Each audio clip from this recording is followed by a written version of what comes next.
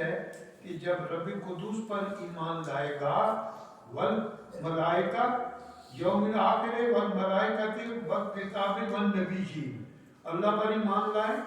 یوم آخرت پر ایمان لائے، ملائکہ پر ایمان لانا اور کتاب اور نبیوں پر ایمان لانا، وآت المال علی حبہ ذوی القربى والیتامى والمساکین،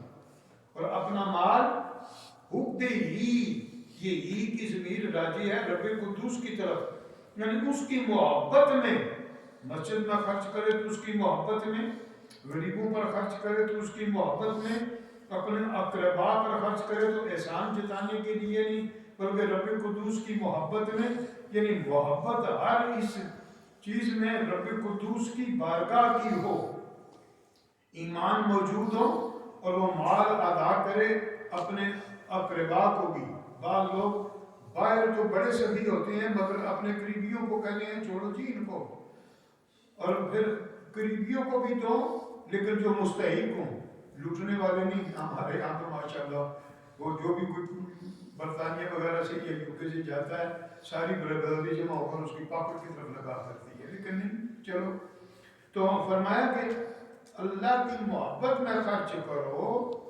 اقربا میں بھی، یتیموں میں بھی، مسکینوں میں بھی، اور اللہ کی راہ میں، ابن سبیل، اللہ کا رستہ، یعنی جو بھی چیز ہو وہ رب قدوس کے لیے ہو، والسائلین، اور جو سوال کرنے والے ہوں، سوال کرنے والے بھی عادی نہیں، جو حقیقتاً سوال کرنے والے ہوں، اور پھر رقاب، مثلا جو مسافر وغیرہ ہوں وہ ان کو مجبوری ہو جائے، پھر فرمایا وَأَقَامَ الصَّلَاةَ وَآتَى الزَّكَاةَ، جو نماز کو بھی قائم کریں اور زکوٰۃ ادا کریں، وَالْمُوفُونَ بِعَهْدِهِمْ إِذَا عَاهَدُوا، اور اپنے وعدوں کو پورا کریں، they must fulfill their promises، اپنے وعدوں کو پورا کریں جب وہ وعدہ کریں، وَالصَّابِرِينَ وَالصَّابِرِينَ فِي الْبَأْسَاءِ وَالضَّرَّاءِ وَحِينَ الْبَأْسِ، ہر وقت مشکل تنگی، ہر ٹائم وہ صبر کرنے والے ہوں، اولئک الذین صدقوا، یہی وہ سچے مومن ہیں، واولئک هم المتقون، اور یہی وہ ہیں جو کہ صاحب تقوی بھی ہیں۔ لیکن کیا درس ہے، کیا خوب سبق ہے۔ میں اور آپ کم از کم اس ایک آیہ کریمہ جو آج کی منظر میں پڑھی گئی ہے سامنے رکھ کر اپنے گریبانوں میں جھانکیں اور اپنی زندگیوں کو دیکھیں کہ ہم جو ہیں وہ کس طرح، پھر آگے رب قدوس نے قوانین بھی بنائے اور قصاص کا بھی ہے، اور بھی چیزوں کے جتنے بھی ہیں قوانین موجود ہیں وہ بھی اس میں بیان ہوئے ہیں۔ اور جس مالک الملک نے اس سورہ پاک میں اور آج کی اس منزل میں اور سورہ بقرہ میں اور پھر آل عمران جو شروع ہوئی ہے اس میں جو جو نعمتیں عنایت فرمائیں ان کا خصوصیت کے ساتھ ذکر کیا ہے، اور پھر اس مالک الملک نے تیسرا پارہ دوسرا ختم کرنے کے بعد تیسرا جب شروع ہوا اسی سورہ بقرہ کی آخری آیات میں سے، تو تلک الرسل فضلنا بعضهم علی بعض، تمام رسولوں کو کا ذکر کر کے اجمالاً فرمایا کہ یہ جو اللہ کے رسول ہیں نا ان میں بھی بعض کو ہم نے بعض پر فضیلت دی ہے، بعض کو بعض پر فضیلت دی، بعض کو اللہ نے فرمایا کہ اپنے کلام سے نوازا جیسے کہ موسیٰ علیہ السلام نے، اور بعض کے درجات کو بلند کیا، اور پھر فرمایا کہ وَآتَيْنَا عِیسیٰ ابْنَ مَرْیَمَ الْبَیِّنَاتِ، اور ہم نے عیسیٰ ابن مریم کو بینات دیے، واضح دلیلیں دی ہیں۔ اب دیکھیے نا اسلام کتنا مثبت ایک پہلو ہے کہ ہم کسی بھی نبی کی نفی نہیں کرتے، کسی دین کی جو اللہ کی طرف سے آیا ہے اس کی نفی نہیں کرتے، تورات کو بھی مانتے ہیں، انجیل کو بھی مانتے ہیں، زبور کو بھی مانتے ہیں، جو اصل میں نازل ہوئی، جو تبدیل ہوئی ہیں ان کو نہیں مانتے، جو نازل ہے کہ یہ اللہ کی کتابیں ہیں۔ انبیاء علیہ السلام بھی سب کو مانتے ہیں، سب پر ایمان ضروری ہے، لیکن آخری نبی ہمارے آقا مولا سرور کائنات صلی اللہ علیہ وآلہ وسلم کی ذات پاک ہے، آپ کے بعد کوئی نبی نہیں۔ جناب عیسیٰ بھی آئیں گے مگر نئے نبی نہیں ہیں، وہ آئیں گے لیکن آ کر نبوت کا اظہار نہیں کریں گے، نبی ہیں لیکن وہ پڑھیں گے